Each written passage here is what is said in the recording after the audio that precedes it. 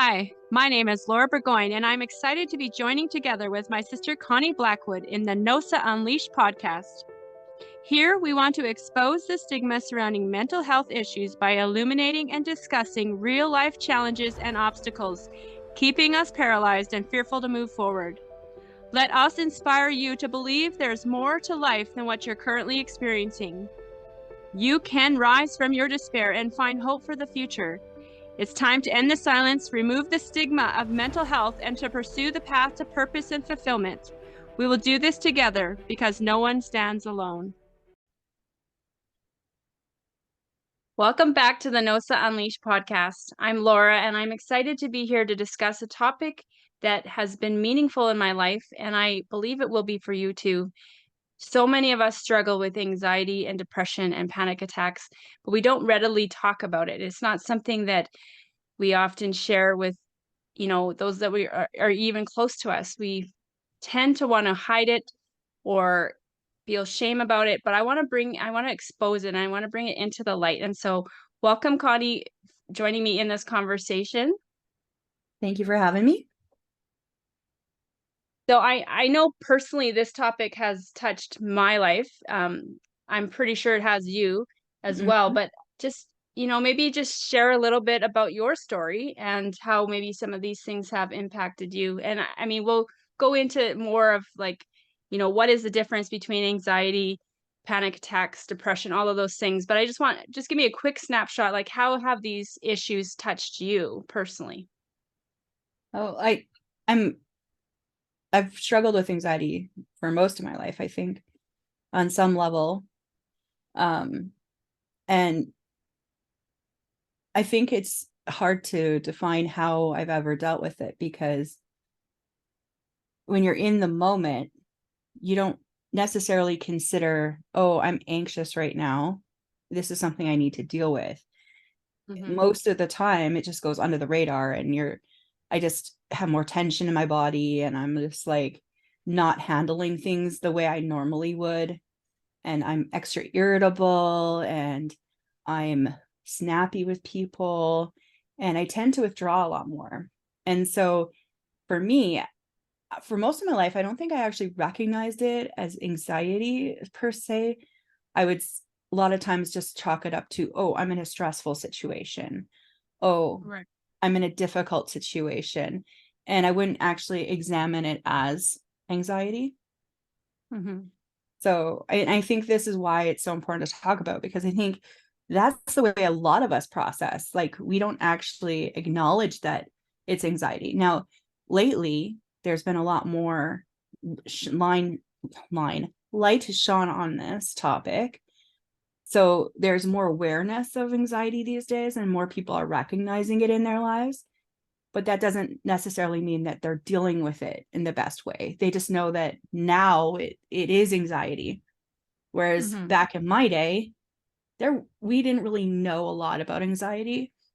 And so I feel like that was also the downside, right? Like there wasn't a whole lot of talk around anxiety. There was still talk about depression, but you didn't really hear talk about anxiety, and you didn't really hear about panic attacks. You heard about people hyperventilating and having one of those episodes, but you never heard it described as a panic attack. And so those things have been defined now. And I feel like that's giving more clarity to what's actually going on in our lives. Yeah, I too struggled with anxiety most of my younger life. And even to this day, it pops up, its ugly little head sometimes, but now I have some of the strategies and tools to deal with it and I recognize it for what it is. But yeah, you're right. For a lot of our life, it's not something that was understood. It wasn't something that was recognized or even talked about. And for those that maybe had awareness for it, it wasn't something that was often publicly talked about. And so that's one of the reasons I wanted to bring the subject up, because it is so important. And I think so many of us struggle with this, even like you said, unaware. We're unaware that that's what's going on, right? And even for me, some of my symptoms were like heart palpitations, right? Or this like completely disgusting, uneasy feeling in my gut, right? Well, for both of those things, like I would often go to the doctor saying, I've got something wrong with my stomach, or I'm having a heart attack, or something's wrong with my heart, right? And not recognizing that the fact that those are just physical symptoms of the anxiety that I was feeling in my life, right? And so, um, how many times do we misdiagnose or miss, we don't catch the fact that we're not having a heart attack. We aren't dying because of some kind of ulcer in our stomach. No, it's like anxiety, right? We're not handling the stress in our life well, and we don't have the tools to cope with those things. And so, um, I just want to go over a few differences between anxiety, panic, and depression. And so, anxiety, I would say, in the most simplest terms, is is extreme feeling of worried or nervousness towards either a perceived or actual event that's going to happen. And a lot of the times, the things that we are worried about never actually happen. And it causes so much stress in our bodies that, and it causes such an reaction that we get physical symptoms, right? Mhm. And then when we have anxiety for prolonged periods of time, if we have an event that happens that triggers that anxiety to go even further, that's what I would describe as panic attacks. Mhm. Now, in my life, I personally haven't had a ton of panic attacks, um, but I know that they happen all the time. And like you said, Connie, a lot of times for people, it happens like they start hyperventilating, they can't breathe. What are some of the symptoms you've seen for people that struggle with panic attacks? Well, it's good that you asked me that. I actually had my first panic attack about a year ago, and I didn't even know what it was at the time because I'd never experienced one before. And I it was brought on by a very stressful situation that had triggered me into something. And I was so fearful and anxious and stressed out in that moment that my heart felt like it was like gonna explode. I couldn't breathe. I was like, I collapsed on the floor because I couldn't breathe. And I honestly thought I was having a heart attack. And I thought I Mhm, was going to die because I had no idea what was going on. I literally thought I was going to die. And mhm, my husband didn't know what to do because he was like, should I call 911? Like, what's going on with you? Like, he was freaked out too because he'd never seen that happen to me before. mhm, And I had no idea what was going on. And then about 4 or 5 minutes later, it finally passed and it got better as it went. Like, I started being able to breathe. But um, at the end of that, I was like, okay, do I see my doctor? Like, is my heart failing me? Like, what is this now? Like, I've had some health issues come up in the last few years. So I'm like, great, now another health issue. Like, what is this? And so I was stressed out. And then I contacted you and you said, actually, that sounds like a panic attack. And I was like, what?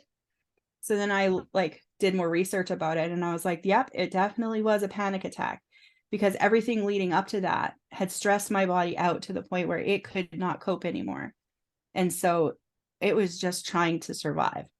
So I had my second panic attack about 2 months ago, and I was sitting in the car and I remembered all the strategies that I had picked up by my research, right? First one was to recognize that this is not going to kill me, right? This is just anxiety and I can get through this. The second one was to breathe. And so as I was sitting there, I forced myself to breathe long and like long breaths and try to calm my body down through that. And it worked. Within 60 seconds, it was gone. mhm, And I was like, whoa. So these coping strategies that I learned were so effective and so powerful. And that was just two of the strategies that I implemented, and it was enough. There's like several, but those were the two that I needed in that moment. And then I was able to just go on. And that morning was just overwhelming for me. It wasn't even the same kind of stress as triggered the other one. But I think now that I've had one, my body is more inclined to process anxiety in that way. Right. And Mhm. so now that I'm not scared of it, and now that I know how to deal with it, I think the next time it happens, I will be able to calm myself down again, just like I did last time. And hopefully even catch it even earlier in the process before it becomes to the point where I'm breathing like that and like having a really hard time just breathing. Mhm. I think an important thing to point out is because oftentimes when we start feeling these panic attacks, like it actually triggers that fight or flight response in our body, and we actually try to like resist it and run from it and get away from this feeling when that's the actually worst thing that you can do. Trying That's to fight your panic attack actually will make it worse and actually make it last longer. that's what happened the So, first time, actually. Because I yeah. was fighting it, it did last longer because like I think about the second one and how I got over it so quickly. And the first one felt like it drew on forever. It was only 5 minutes, but it felt like it was going on forever. So I totally agree with you. Yeah. So yeah, the first thing is don't resist it. Don't run from it. The fact that your body's having this response is 100% normal because it's responding to an incredible amount of stress. And you need to realize the fact that you need to accept it, right? And you might think, why would I want to accept this? Well, you can't run from it. If you run from it, if you try to resist it, it's just going to go longer, right? So realizing the fact or even saying to yourself, "You know what? I'm just having a panic attack. It's okay." Because guess what? They don't last forever. They don't last for long. In fact, if you don't resist the process, they will only last for about 60 to 90 seconds. And isn't that an incredible thing to know that if I'm getting into that state of panic, that it's not gonna last forever, so I don't have to be fearful of it, right? The other thing is to give yourself permission to be anxious because a lot of the times we're anxious for real reasons, right? You know, being in a very intense situation or having just been like experienced something, very traumatic. Like those things will cause our bodies to respond in a way that has that response. And so to give yourself, the permission to be like, It's okay for me to feel this right now because I just went through something incredibly challenging, right?" Mm. And so you give yourself permission. And like you said, breathe deeply, right? Get yourself to the point where you can start calming yourself down. And then the last point I have here is be willing to laugh at yourself. And that you might think, how no, I can't do that. How could I laugh at the situation that I'm going through? Because first of all, it's probably pretty tough that what you're going through, that anxiety, that stress, those things that are being triggered in you. But when I've looked, you know, after the fact, when I can look back and I can see, okay, well, that was actually quite, ridiculous that because sometimes it is ridiculous. Sometimes we are panicking over things that never even happened, right? But to just give yourself that permission to be like, "You know what? It's okay. Everyone goes through this from time to time, and I don't have to, like, fight it. I don't have to run from it. I can just let it pass, and I can let this process take its you know, run through its course," I guess, is what I'm trying to say. So, if any of you, listening to this have ever experienced panic attacks, I'm sure you can, identify with what we're talking about is the fact that if you fight it, it's gonna last longer, and so just allow yourself to accept it and to allow your body to go through that process because it will naturally go through it in that 60 to 90 seconds. The last thing I want to talk about, Connie, is depression. And this one I think is huge because a lot of times it's similar to anxiety, but yet I think it's even more extreme that we don't always understand that we're depressed. I'd agree. When I was, I'm sure I've been depressed in my life, Can I pinpoint a time when I was? Nope. Because I didn't know what the signs were.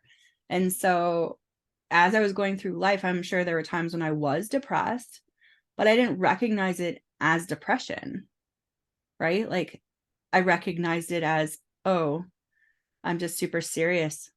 I'm just super tired. I'm just super Right. whatever. And it was actually probably depression at the time. I mean, I think there's one time when I can pinpoint it, but other than that, right. So, depression, the definition of depression is actually a mental condition characterized by feelings of severe despondency and dejection, typically with feelings of inadequacy and guilt. It's often accompanied by lack of energy and disrupted appetite or sleep.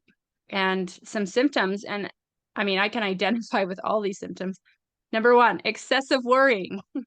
Number two, feeling restless or on edge. Muscle tension, feeling of unworthiness, excessive guilt, withdrawing from friends and family, reckless behavior, fatigue, changes in sleep patterns, changes in appetite, anger and irritability, physical pain, persistent sadness, trouble concentrating, and sometimes suicidal ideation. So obviously, if we know the symptoms, if we know the things that can tell us, that can alert us to the fact that we might be feeling depressed right now, I think it helps give us the language that we need to understand what we're struggling with, right?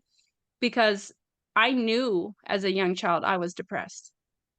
I struggled with depression a lot, and I identify with a lot of these symptoms. Like, especially, I would say the most prevalent for me was the persistent sadness, the withdrawing from friends and family, and the excessive worrying. Those were huge for me. And I think, honestly, for most people that I have actually talked to that struggle with depression, those are some of their top ones.